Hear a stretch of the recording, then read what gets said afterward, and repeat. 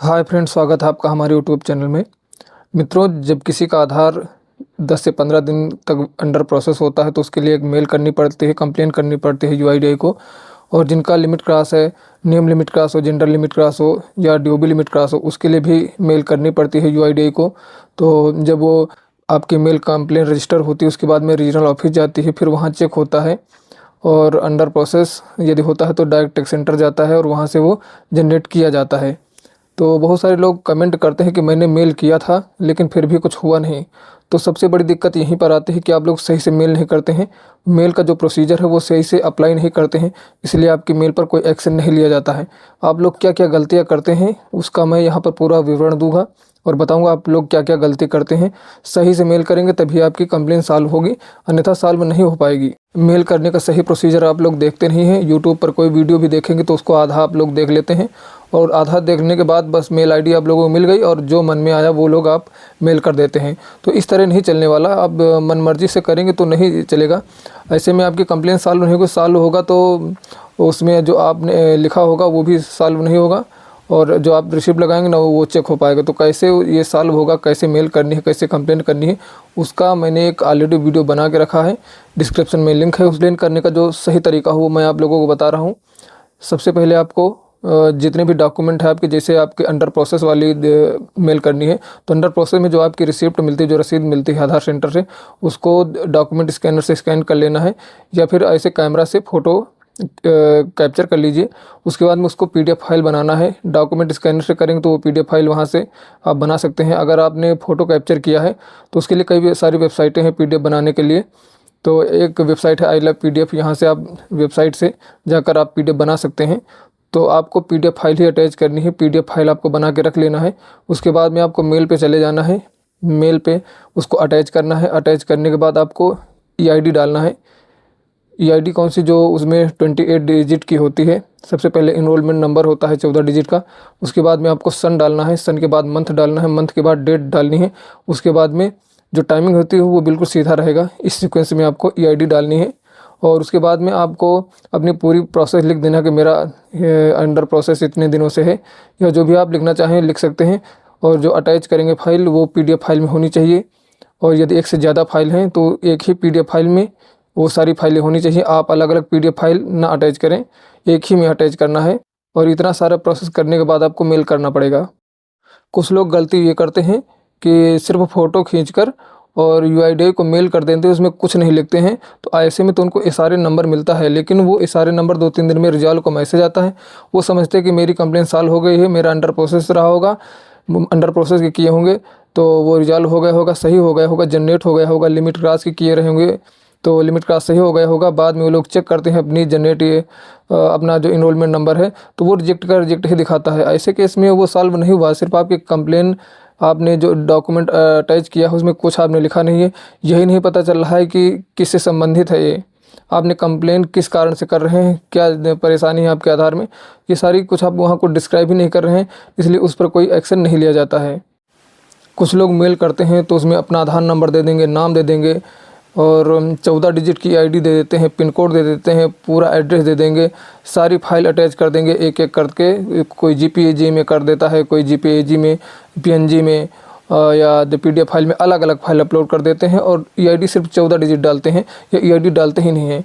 तो और पूरा डिटेल में लिख देंगे मेरा ये प्रॉब्लम है, इंग्लिश हिंदी किसी में भी लिख देते हैं। उसके बाद में मेल कर देते हैं और वहाँ से एक सारे नंबर भी मिल जाता है, लेकिन 4-5 दिन बाद वो रिजॉल्व का मैसेज आता है। और वो लोग जब अपनी आईडी चेक करते हैं तो वो दिखाता है कि अभी भी रिजेक्ट है, अभी भी अंडर प्रोसेस है। तो फिर कमेंट करके पूछते हैं कि हमने तो ये किया था, आपकी बताई हुई मेल आईडी पर, आपके बताए हुए प्रोसीजर से मैंने किया था, लेकिन फिर भी रिजेक्ट हुआ नहीं हुआ। तो आप लोग गलती करते हैं, क्योंकि यहाँ पर जो आपको ईआईडी डालनी वो 28 डिजिट की होती है। 28 डिजिट की ईआईडी आपको लोगों को डालनी होती है।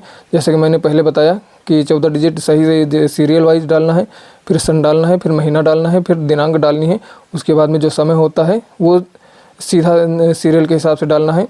और उसके बाद में आपको सारी डिटेल लिखना है और सारी जो फाइलें हैं उसको एक ही पीडीएफ फाइल में मर्ज करके तब उसको भेजना है। आप ऐसे सिंगल भेज देंगे या पूरी ईआईडी नहीं देंगे, आप आधार नंबर देंगे, ऐसे कुछ नहीं होगा, क्योंकि आधार नंबर का एक्सेस सीआरएम टीम के पास नहीं होता है। आधार नंबर का एक्सेस रीजनल ऑफिस और टेक सेंटर के पास होता है। कंप्लेन करने के लिए 28 डिजिट की ईआईडी डालना मैंडेटरी है। बगैर 28 डिजिट ईआईडी के आप मेल करेंगे तो उस पर कोई कार्यवाही नहीं होती है, क्योंकि जो 1947 और help@uid.gov की जो मेल हैंडल करते हैं जो अधिकारी होते हैं वो सीआरएम होता है, सीआरएम डिपार्टमेंट होता है। वहाँ पर उनको लिमिटेड एक्सेस दिया गया है। वहाँ से सिर्फ आपकी ईआईडी से ही आपका डाटा चेक कर सकते हैं, स्टेटस चेक कर सकते हैं और उसको कंसर्न डिवीज़न को फॉरवर्ड कर सकते हैं। उनके पास ना तो आधार नंबर का एक्सेस होता है और ना ही आपके जो डिटेल्स का एक्सेस होता है। तो डिटेल्स से तो वो लोग निकाल सकते हैं, लेकिन डिटेल्स से कोई निकालता नहीं है। वहाँ पर आपकी यदि ईआईडी होती है तो ईआईडी सिंपली उसको कॉपी पेस्ट करके स्टेटस चेक कर लेते हैं। जो आप उसमें डिस्क्राइब किए रहते हैं अपनी प्रॉब्लम, उसको वो लोग चेक करते हैं और उसके बाद में जो प्रॉब्लम होती है जहाँ संबंधित होती है उस डिपार्टमेंट को फॉरवर्ड कर देते हैं।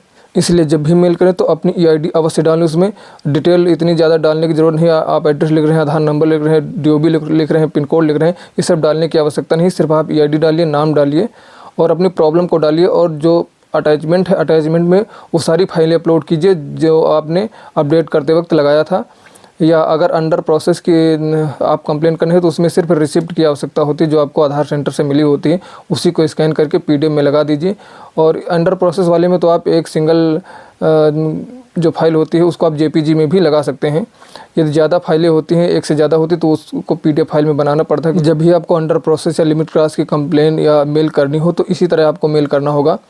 28 डिजिट ईआईडी आपको अवश्य डालना है, नाम अवश्य डालना है। आधार नंबर देने की कोई ज़रूरत नहीं है, क्योंकि सीआरएम पे आधार नंबर से कोई डाटा नहीं फेच किया जाता है, क्योंकि सीआरएम पे इसका एक्सेस नहीं है। जो आधार नंबर से जो डेटा वहाँ से निकालते हैं वो रीजनल ऑफिस में होता है और टेक सेंटर में होता है। वो लोग आधार नंबर से आपको कुंडली निकाल सकते हैं, लेकिन जो सीआरएम पे होता है सीआरएम पे इसका एक्सेस नहीं होता है। वो लोग सिर्फ ईआईडी से आप लोगों का स्टेटस चेक करते हैं और कंसर्न डिवीज़न में फॉरवर्ड करते हैं। मेल कैसे करनी है, क्या क्या सावधानियां बरतनी चाहिए, कैसे करनी है, क्या गलती आप लोग करते हैं, इसलिए जो मेल होती है वो मेल होने के बाद सारे नंबर मिलने के बाद भी आपकी कंप्लेन सॉल्व नहीं हो पाती है। आपका डाटा अंडर प्रोसेस रह जाता है या रिजेक्ट ही रह जाता है। तो अभी एक मेल मैं आप लोगों को यही इसी वीडियो में करके दिखाऊंगा और प्रॉपर तरीके से उसको करके दिखाऊंगा, स्टेप बाय स्टेप बताऊंगा। आप लोग इसको ध्यानपूर्वक देखिए और उसके बाद में आप लोग मेल करना स्टार्ट कीजिएगा। अभी देखिए जो आप लोग स्क्रीन पर देख रहे हैं ये अंडर प्रोसेस की रिसिप्ट है। हम इसको मेल करेंगे प्रॉपर तरीके से। तो इस तरह की जो आपके पास रसीद रहेगी, जो अंडर प्रोसेस वाली कंप्लेन करनी होती है, मेल करनी होती है, उसको पीडीएफ बनाने की आवश्यकता नहीं है, क्योंकि ये सिंगल फाइल होती है। इसको आप ऐसे ही अटैच कर सकते हैं प्रॉपर तरीके से। उसमें लिखा होना चाहिए, मतलब ब्लर नहीं होनी चाहिए रसीद, और उसमें ईआईडी दिखनी चाहिए। तो हम यहाँ सिंपली इसको शेयर करते हैं मेल के ऊपर, और या नहीं भी करेंगे तो आप यहाँ से जो अटैचमेंट वाला ऑप्शन है इससे आप लोग कर सकते हैं। और यहाँ पर हमारी रिसिप्ट अटैच हो चुकी है। उसके बाद में हम टू में डालेंगे help@uid.gov.in, ये ईमेल आईडी है। और उसके बाद में हमको सब्जेक्ट में डालना है अपनी प्रॉब्लम जो आपके आधार में अंडर प्रोसेस है।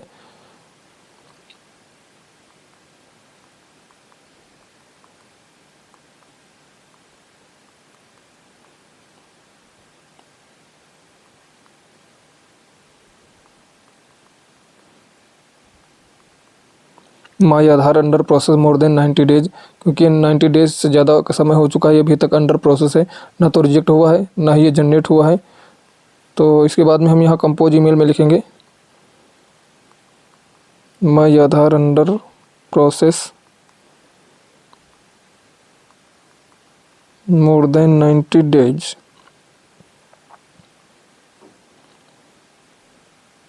उसके बाद में नीचे इनरोलमेंट आईडी डालेंगे।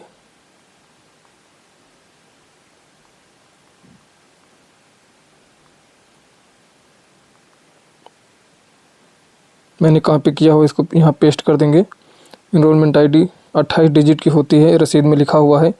पहले 14 डिजिट सीधा डालना है, उसके बाद में सन, और उसके बाद में महीने, उसके बाद में आपको ये डेट डालनी, दिनांक डालना, उसके बाद में जो आपका समय रहेगा वो बिल्कुल सीधा रहेगा। इस तरह का होता है, इतना टाइप कर देना है।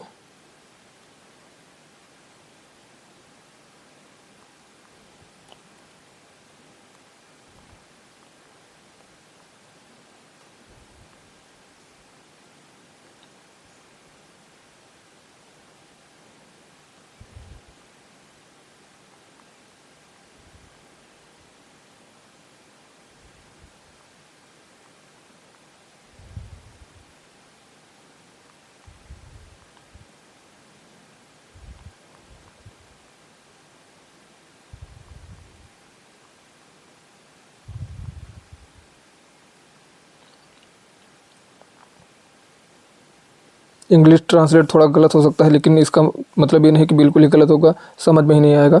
आप लोग चाहें तो हिंदी में भी लिख सकते हैं। तो इतना आप लोगों को डाल देना। उसके बाद में आपको ये सिंपली मेल कर देना है, सेंड कर देना है। ये मेल हमारी हो चुकी है। उसके बाद में 2-3 घंटे में हमको एक SRN नंबर मिल जाएगा और वो SRN नंबर CRM पे रजिस्टर होगा, क्योंकि ऑटोमेटिक मेल आती है। उसके बाद में 1-2 घंटे बाद जब वो अधिकारी लोग वहाँ देखेंगे तो आपकी कंप्लेन एक और रजिस्टर करेंगे। उसके बाद में एक सब केस ID आती है, पहले SRN नंबर आएगा, उससे संबंधित एक सब केस ID आएगा, SRN नंबर की तरह होगा, वो भी 28 डिजिट का होता है। सब केस ID, सब केस ID जब आती है तो उसके बाद में जो आपकी कंप्लेन होती है वो कंसर्न डिवीज़न को फॉरवर्ड कर दी जाती है। कंसर्न डिवीज़न में फॉरवर्ड करने के बाद जो भी डिपार्टमेंट होगा अंडर प्रोसेस का तो टेक सेंटर जाता है, और लिमिट क्रॉस का है तो रीजनल ऑफिस जाता है। वहाँ से जब सॉल्व होगा तो उसके बाद में आपको एक रिप्लाई ईमेल अवश्य आएगा। रिप्लाई ईमेल में आपका लिखा हुआ, जैसे लिमिट क्रॉस का होगा तो अगर रीजनल ऑफिस को चेक करेगा, रीजनल ऑफिस से डॉक्यूमेंट वेरीफाई हो जाएंगे तो वहाँ से अप्रूवल का एक मैसेज आ जाएगा, और रीजनल ऑफिस फिर उसको फॉरवर्ड कर देता है टेक सेंटर की तरफ। टेक सेंटर में डाटा पहुँचेगा तो वहाँ से वो जनरेट कर दिया जाता है। यदि आपका अंडर प्रोसेस की कंप्लेन रही होगी, मेल रही होगी, तो वो डायरेक्ट टेक सेंटर भेज दिया जाता है। टेक सेंटर उसको चेक करके जनरेट कर देता है या रिजेक्ट कर देता है।